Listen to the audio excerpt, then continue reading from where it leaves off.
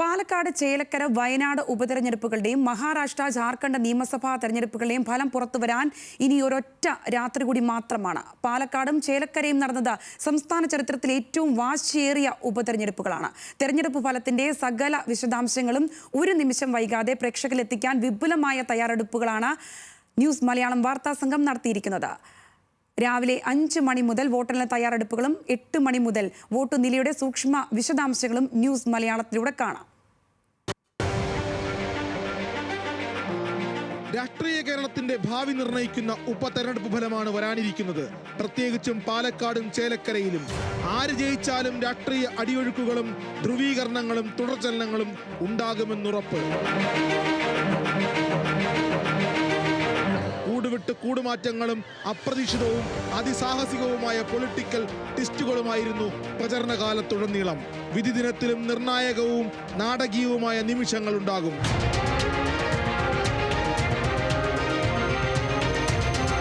വോട്ടെണ്ണൽ ദിവസത്തെ സകല വാർത്താ സ്പന്ദനങ്ങളും ഒരു നിമിഷം വൈകാതെ നിങ്ങളിലെത്തിക്കാൻ ന്യൂസ് മലയാളം ടീം സജ്ജം. എല്ലാ വോട്ടെണ്ണൽ കേന്ദ്രങ്ങളിലും രാഷ്ട്രീയ കക്ഷി ആസ്ഥാനങ്ങളിലും സ്ഥാനാർത്ഥികളും നേതാക്കളും വോട്ടെണ്ണൽ കാണുന്ന ഇടങ്ങളിൽ നിന്നും തത്സമയ സംപ്രേഷണം ഉണ്ടാകും.